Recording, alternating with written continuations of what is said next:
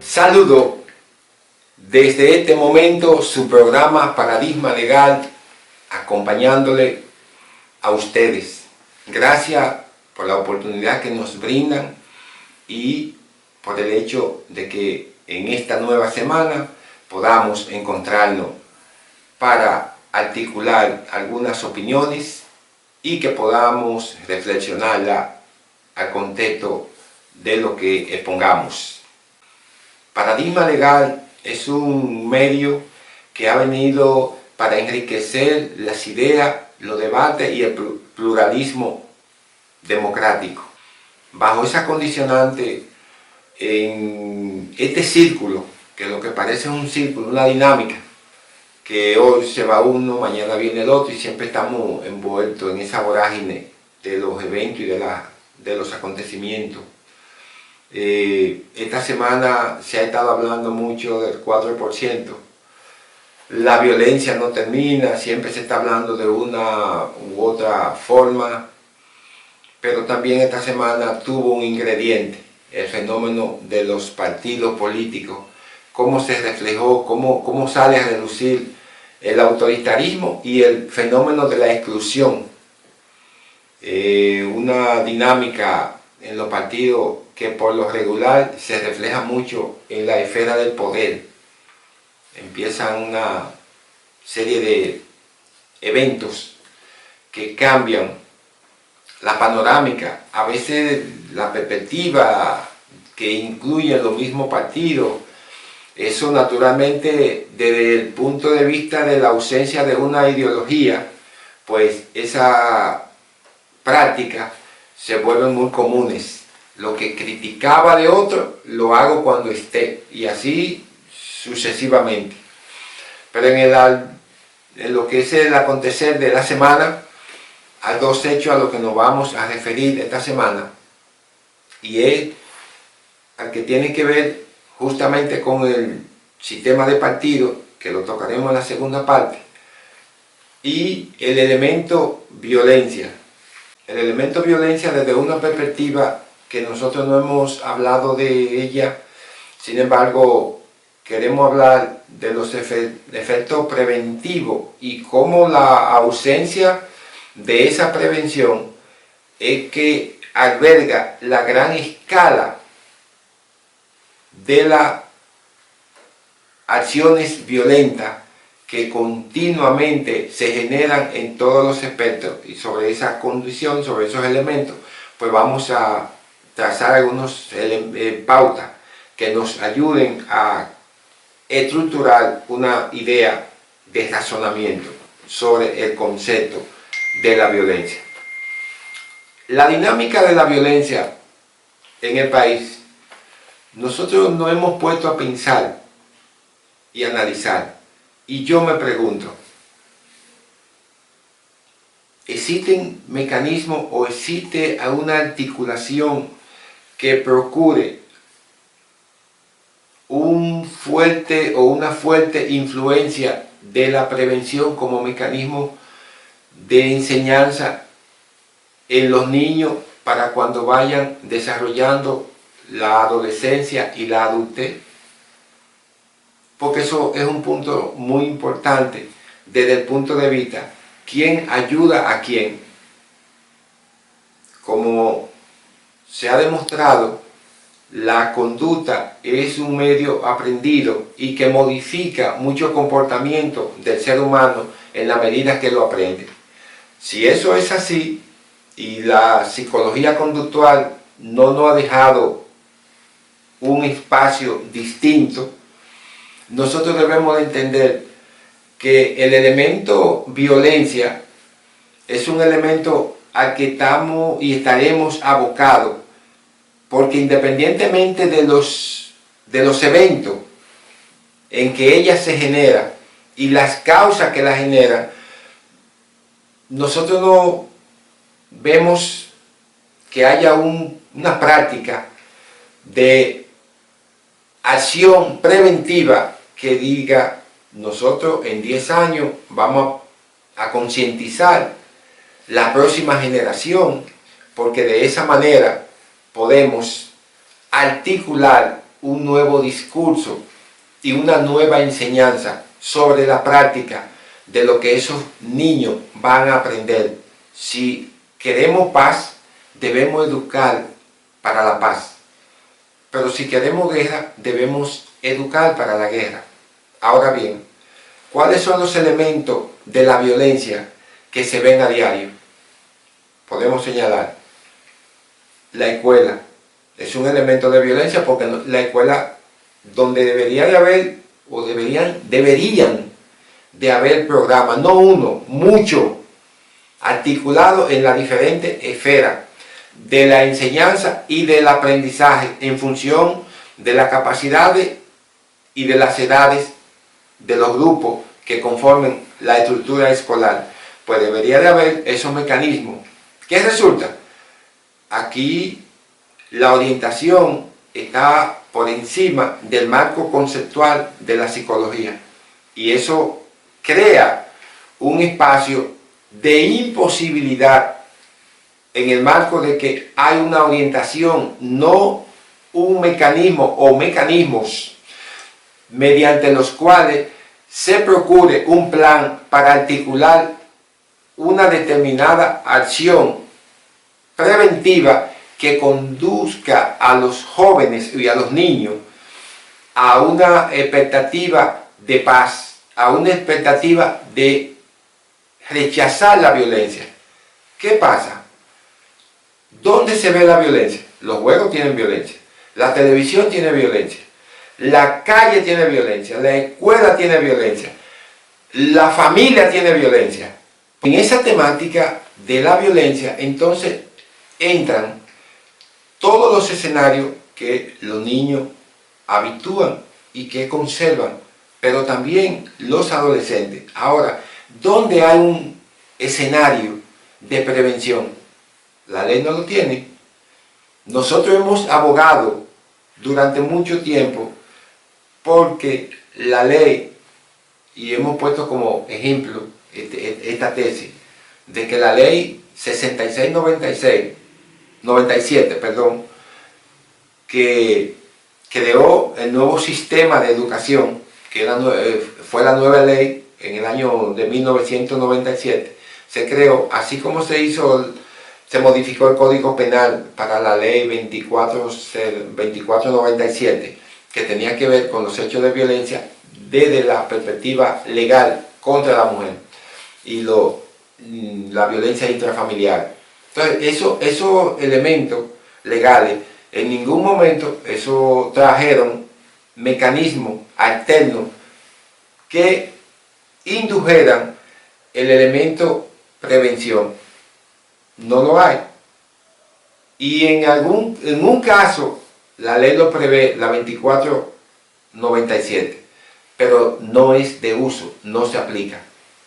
Entonces, en ese contexto, ¿cómo nosotros en 20 años, en 25 años, en 30 años, vamos a disminuir los niveles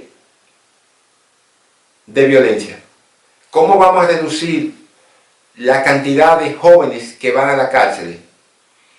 ¿Cómo vamos a reducir un sistema que niega los derechos? Básicamente porque es un sistema de exclusión. En ese contexto podemos hablar mucho de lo que es violencia, pero vamos siempre a estar procurando la solución, y la solución está en comenzar desde la raíz, y no lo hemos podido lograr, no hemos podido llegar a ese espacio, y lamentablemente, todos los esquemas que se crean posterior no van a dar un resultado, porque ya hay un sistema de conducta ya en la práctica y aprendido y que se ejecuta. Por eso los feminicidios, ¿cuál es la respuesta?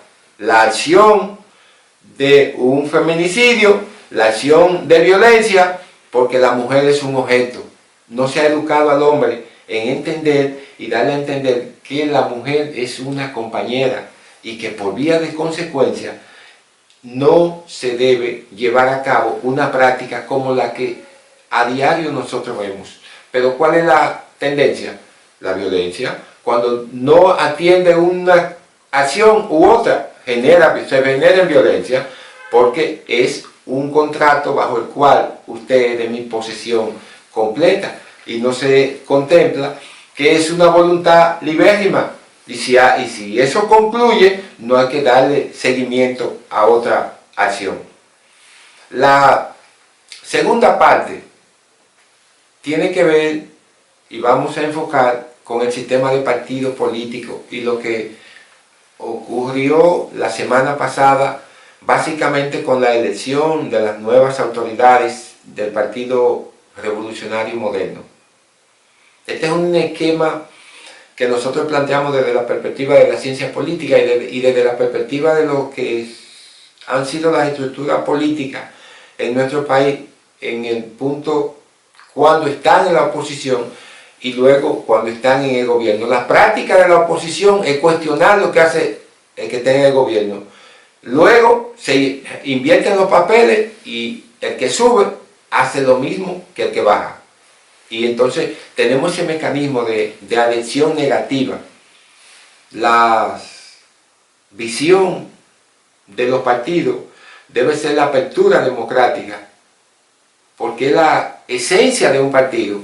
En nuestro sistema, la apertura caudillista es la esencia, y eso ha venido aquí desde el siglo XIX, del siglo XX, y todavía nosotros seguimos marcando esa pauta del caudillismo. Es una herramienta que no hemos podido excluir de los partidos, y cuando esa práctica llega a un partido de la oposición, como es al gobierno, como es el PRM, las cosas cambian, y entonces entra un sistema de exclusión para que vengan otras personas y hay una exclusión, y el sistema de partido o los sistemas de partido empiezan a decaer y a perder credibilidad, y es uno de los que tiene tan poca credibilidad en la República Dominicana, los partidos y el sistema que impuso el PLD durante su gestión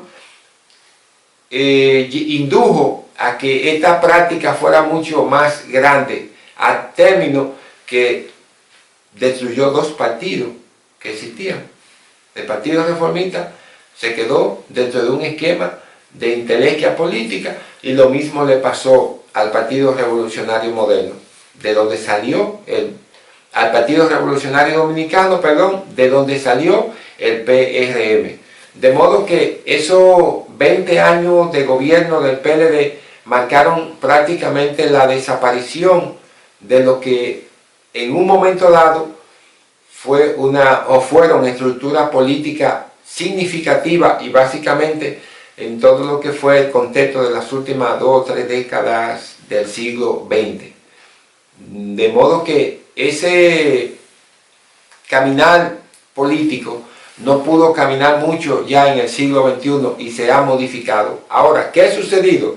Nosotros estamos en una etapa tardía en la descomposición de los partidos en relación a América Latina. Todos los partidos en muchos casos han desaparecido, y eso ha creado un sinnúmero de situaciones que podemos ver el caso de Venezuela como está, podemos ver la situación en muchos países latinoamericanos, que la articulación de los partidos aliada a eventos de desconfianza y de aislamiento, pues eso ha llevado y ha conducido las estructuras de partido en migajas e instrumentos políticos de poca adhesión en la población, porque la población en la mayoría de los casos ha perdido la fe en ese instrumento político que se llaman los partidos políticos. Y esos sistemas de partidos políticos son los que hacen o deshacen. En el caso nuestro, los sistemas de partidos aquí, al llegar al poder, se vuelven aristocráticos y se vuelven unos partidos que el sistema democrático empieza a desaparecer, y entonces empieza a aparecer una hegemonía de dictadura, porque entonces el gobierno de turno quiere controlar la estructura del partido y no permite disidencia. Y eso es lo que se ha visto ahora mismo en la escena del PRM, que todos los disidentes quedaron fuera de la dirección ejecutiva. Evento este que en el camino de una reelección por la que se está abogando y el actual presidente de la República ha inclinado la idea en ese sentido, pues no sabemos cómo ese juego político con tan mala expectativa desde el punto de vista de cómo se han estipulado la ficha, cómo se ha movido la pieza, pues pueda de que las consecuencias no sean quizá similar a los resultados que se pensó en el momento cuando se articuló la idea de exclusión, a partir de la cual una serie de dirigentes significativos y de una trascendencia histórica en el Partido Revolucionario Moderno, entiéndase con el antecedente del PRD, pues ahora eso ha cambiado y eso ha dado un significativo de que hay un gran retroceso en términos de la política interna que desarrolla el partido o que va a desarrollar a partir de ahora de cara al nuevo escenario del año 2024, cuando el gobierno o las elecciones se encaminen a definir lo que pudiera ser la candidatura del actual presidente a la reelección. Esa condicionante están dadas por mucha divergencia o muchas contradicciones a nivel de la posibilidad o de alejamiento, de distanciamiento de la posibilidad de crear las condiciones idóneas para un partido como el Partido Revolucionario Moderno, pues que pudiera tener menos fricciones al momento de presentar la candidatura que sustentará en el año 2024, pero bajo el esquema de exclusión que ha tenido, entendemos que eso traerá respuesta muy negativa alrededor de los acontecimientos que en esta semana se vivieron. Esperemos a ver cuáles serán esos resultados en el desarrollo de los eventos y en el desarrollo de la práctica, y ojalá que eso pudiera cambiar, pero entendemos que la forma como se ha hecho no será la que llevará a cabo o dará a cabo los mejores resultados que se esperan. Esa es la visión que sobre el particular hemos podido tener de ese acontecimiento que ocurrió esta semana. Como siempre, nosotros vamos a pedirle, a solicitarle que nos acompañen siempre, pero sobre todo que se suscriban al canal Paradigma Legal a través de YouTube, para que este programa pueda llegarle a ustedes, que al suscribirse le den a la campanita, y de esa manera cada vez que subamos una nueva promoción, un nuevo programa, pues están ustedes ya invitados y el programa le llega automáticamente. De igual manera nos pueden seguir en Instagram como en Facebook como Paradigma Legal. Le damos las gracias como siempre y esperamos que la próxima semana podamos volver a estar con ustedes.